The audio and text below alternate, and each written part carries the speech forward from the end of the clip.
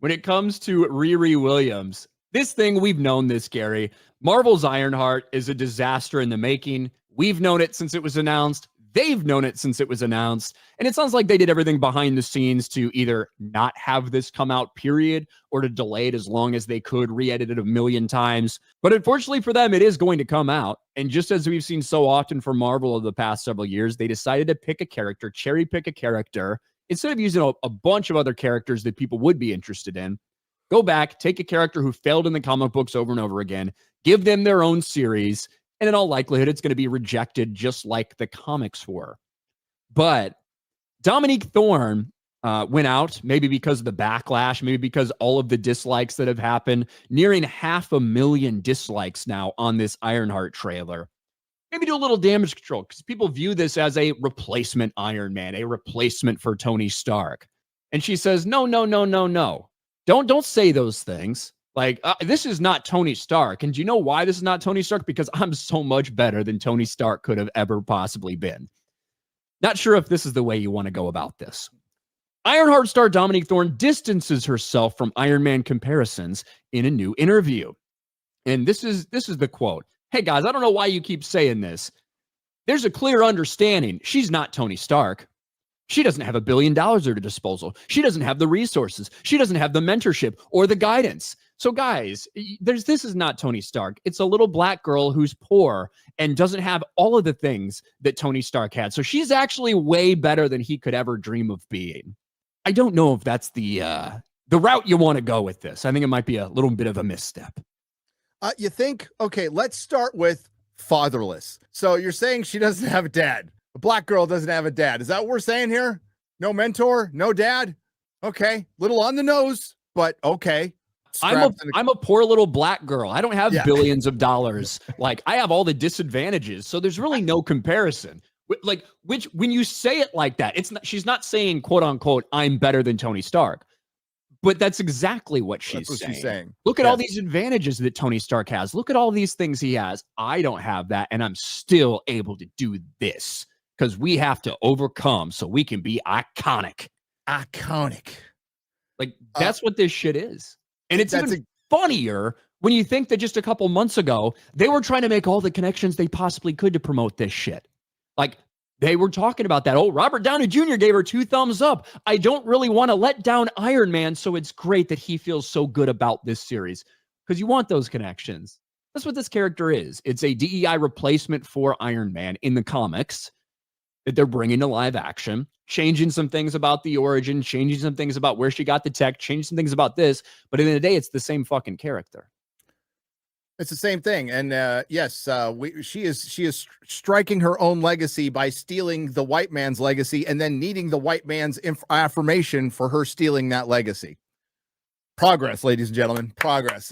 My God, we're here. We've cured racism, sexism, all in one little TV show that was re-edited 10 times by Marvel behind the scenes. That's minimum, by the way. And from shit, Ryan, I'll read the quote. I'm going to read the quote from my Marvel guy. Hang on. Oh, God. I got it right here. I just better not say his name out loud.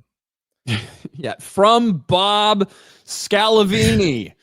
Kevin Feige. No, sorry. Ironheart, and I say this wholeheartedly, is the worst fucking thing Marvel has ever put out. Makes Echo look like LA Confidential. That's from somebody who works at Marvel. So they were embarrassed about this. Of course, they sat on it for 3 years, and everybody knows that. And they, like, as I said in my video, Ryan, this might be the most comic accurate adaptation and characterization of a comic character from comic book to film. Unfortunately, this is the worst character to do with it. She's completely unlikable in the comic books, and she's just as unlikable here. Unlike like Kate Bishop, right? We talked about this with Hawkeye. Kate Bishop's an insufferable character in the comics, but when Haley Steinfeld or whatever her name is, she's charming. She's good. She's like, okay, I wish she was like that in the comics. This is completely different. These are multiple canceled, despite people conflating shit and not knowing what they're fucking talking about. There is no continuous run of Ironheart comics. It's been canceled multiple times. She has now been in a bunch of team books where she's basically forced in. She's she's never, her number one issue sold 40,000 copies. These are in the good times, to comic shops in a country of 330 million people. 40,000 copies. Her first trade paperback in the first year it came out, sold under 3,000 copies to comic shops. She's not popular. Miss Marvel's not popular. Captain Marvel, Brie Larson, is not popular. Sam Wilson's Captain America is not popular. But even Miles Morales, who's popular in video games and in movies, not really that popular in the comic books. It's mild, but he doesn't have continuous runs. His shit gets canceled too. Things he's involved in get canceled too. And they're repeating the same mistakes as the comics every single, and they think, wow, man, it's going to be different this time. It's going to be different this time. So now you've killed off basically most of your legacy characters. You've character assassinated the ones that are remaining, and their big idea. Listen, they wanted to replace Iron Man with Riri Williams. They did.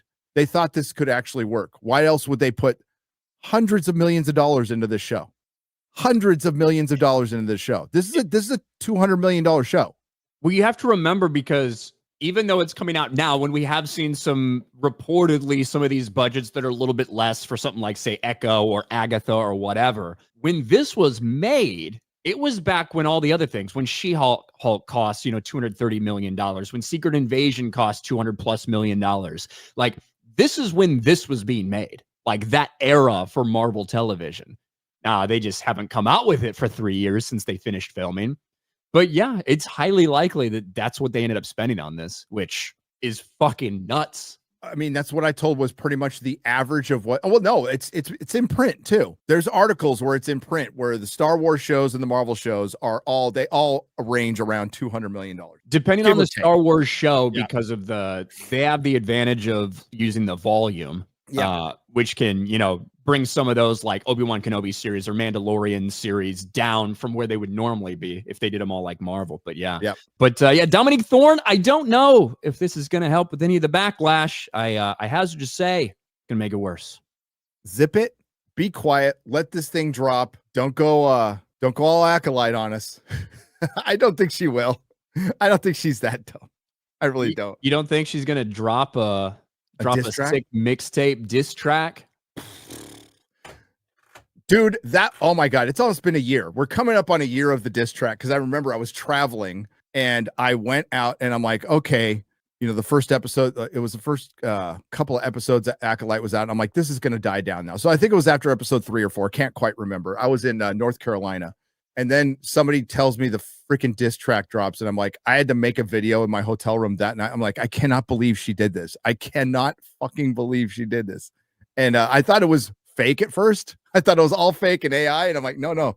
Oh, this is real. God.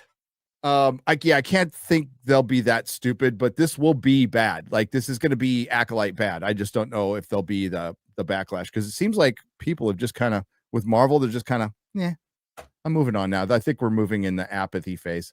I'm sorry. Thunderbolts, big hit. Huge hit. Yeah, I love it. It's exactly what we said it would be in terms of the reaction, the spin that was put on it, despite the bad box office. And a couple weeks from now, we're going to see headlines that say, what happened with the Thunderbolts box office? 2 disappointing Marvel movies to start. It's like, it was fucking obvious. Like, unless it had a historic, unprecedented type of run, this was the end result. Yeah. And so it's, Thunderbolts box office is going to be right around where Captain America Brave New World was.